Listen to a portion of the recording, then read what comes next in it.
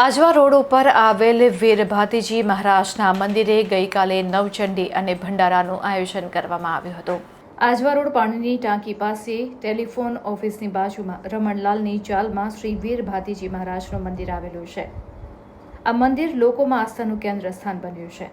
મંદિરમાં સમયાંતરે ધાર્મિક કાર્યક્રમોનું આયોજન થતું હોય છે, જે અંતર્ગત 19મી એપ્રિલને શનિવારે સવારના 9:30 નવચંડી યજ્ઞનું આયોજન કરવામાં આવ્યું હતું।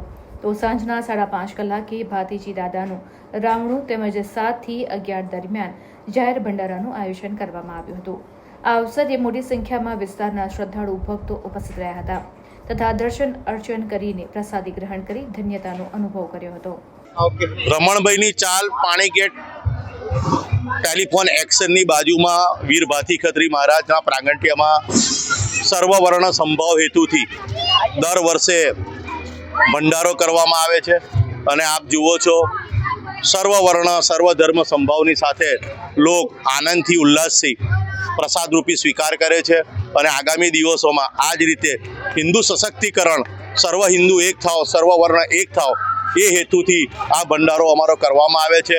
અપેક્ષા રાખીએ છીએ દર વર્ષે અમને આ રીતનો સહયોગ મળી રહે। હું મહેન્દ્રસિંહ રાઠોડ, કરણી સેના રાષ્ટ્રીય પ્રવક્તા।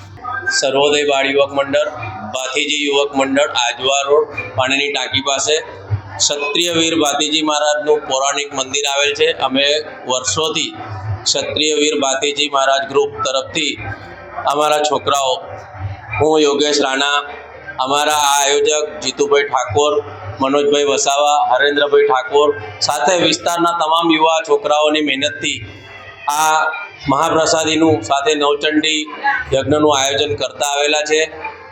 આ પ્રસાદીનું આયોજન કરવાનો હેતુ ફક્ત એટલો જ છે કે હિન્દુત્વ એક થાય, હિન્દુ જાગૃત થાય અને આપણા સનાતન ધર્મનો પ્રચાર થાય।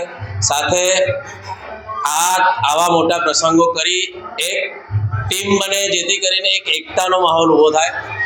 ભાતીજી મહારાજ સર્વેનું કલ્યાણ કરે। આ મહાપ્રસાદીમાં સમગ્ર વિસ્તારના અહીંયા આજુબાજુની 25-30 સોસાયટીઓ સાથે પાણીગેટ, બાવચાવાડ, દુધેશ્વર, શિવશક્તિ મોહલ્લો, માળી મોહલ્લો, તુલસીધામ એપાર્ટમેન્ટ સોસાયટી વગેરે વિસ્તારના 8 થી 10,000 ભાવિક ભક્તો અહીંયા પ્રસાદી લે છે। સમગ્ર વિસ્તારના રહીશોનો હૃદયથી આવકાર આપીએ છીએ। જય માતાજી।